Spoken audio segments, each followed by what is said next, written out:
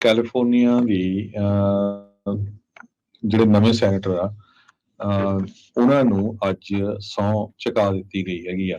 ਲਫੋਂਜ਼ਾ Butler Maryland ਦੇ ਰਹਿਣ ਵਾਲੇ ਆ, ਪਰ ਕੈਲੀਫੋਰਨੀਆ ਦੇ ਗਵਰਨਰ ਗੈਵਨ ਨਿਊਸਮ ਉਹਨਾਂ ਨੂੰ ਅਪਾਇੰਟ ਕੀਤਾ ਸੀ ਸੈਨੇਟਰ ਡਾਇਨ ਫਾਈਨਸਟਾਈਨ, ਜਿਨ੍ਹਾਂ ਦੀ ਮੌਤ ਹੋ ਗਈ ਉਹਨਾਂ ਦੀ ਜਗ੍ਹਾ ਦੇ ਉੱਤੇ। ਤੇ ਅੱਜ ਉਹਨਾਂ ਨੇ ਜਿਹੜੀ ਆ ਸਹੁੰ ਐਜ਼ ਏ ਸੈਨੇਟਰ ਚੱਕ ਲਈ ਹੈਗੀ ਆ। ਤੇ ਸੈਨੇਟਰ ਨੂੰ ਵਾਈਸ ਪ੍ਰੈਜ਼ੀਡੈਂਟ ਕਮਲਾ ਹੈਰਿਸ ਨੇ ਸਹੁੰ ਚੁਕਾਈ ਆ, ਜੋ ਕਿ ਸੈਕੰਡ ਬਲੈਕ ਫੀਮੇਲ ਸੈਨੇਟਰ ਸੀ। ਹੁਣ ਇਹ ਥਰਡ ਹੋਣਗੇ। 2021 ਦੇ ਵਿੱਚ ਪ੍ਰੈਜ਼ੀਡੈਂਟ ਜੋ ਬਾਈਡਨ ਉਹਨਾਂ ਨੂੰ ਕਮਲਾ ਹੈਰਿਸ ਨੇ ਜੁਆਇਨ ਕਰ ਲਿਆ ਸੀ।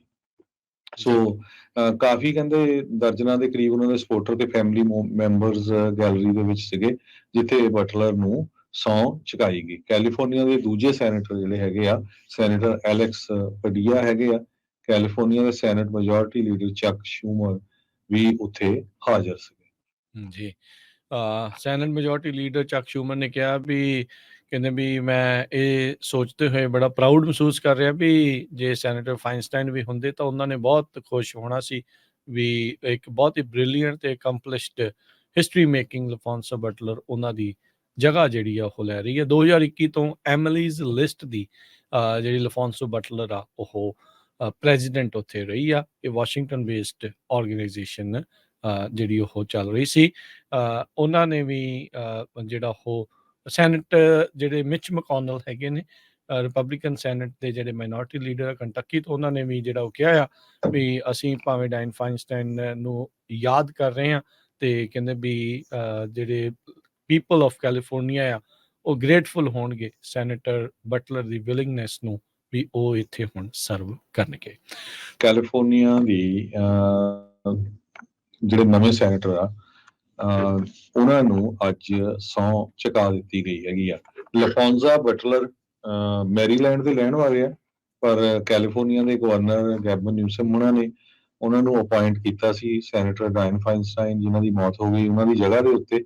ਤੇ ਅੱਜ ਉਹਨਾਂ ਨੇ ਜਿਹੜੀ ਆ ਸਹੁੰ ਐਜ਼ ਏ ਸੈਨੇਟਰ ਚੱਕ ਲਈ ਹੈਗੀ ਆ।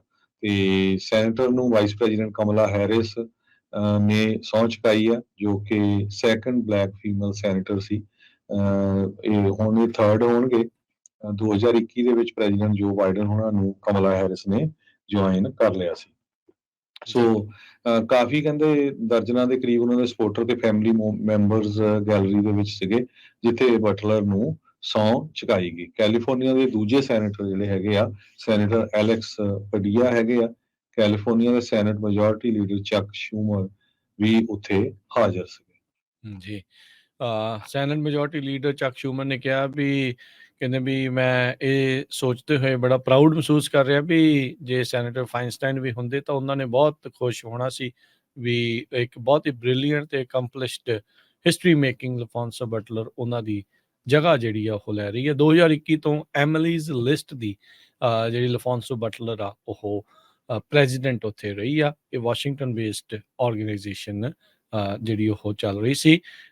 ਉਹਨਾਂ ਨੇ ਵੀ ਜਿਹੜਾ ਉਹ ਸੈਨੇਟ ਜਿਹੜੇ ਮਿਚ ਮਕੌਨਲ ਹੈਗੇ ਨੇ ਰਿਪਬਲਿਕਨ ਸੈਨੇਟ ਦੇ ਜਿਹੜੇ ਮਾਈਨੋਰਟੀ ਲੀਡਰ ਕੰਟਕੀ ਤੋਂ, ਉਹਨਾਂ ਨੇ ਵੀ ਜਿਹੜਾ ਉਹ ਕਿਹਾ ਆ ਵੀ ਅਸੀਂ ਭਾਵੇਂ ਡਾਇਨ ਫਾਈਨਸਟਾਈਨ ਨੂੰ ਯਾਦ ਕਰ ਰਹੇ ਹਾਂ ਤੇ ਕਹਿੰਦੇ ਵੀ ਜਿਹੜੇ ਪੀਪਲ ਆਫ ਕੈਲੀਫੋਰਨੀਆ ਆ ਉਹ ਗ੍ਰੇਟਫੁਲ ਹੋਣਗੇ ਸੈਨੇਟਰ ਬਟਲਰ ਦੀ ਵਿਲਿੰਗਨੈਸ ਨੂੰ ਵੀ ਉਹ ਇੱਥੇ ਹੁਣ ਸਰਵ ਕਰਨਗੇ।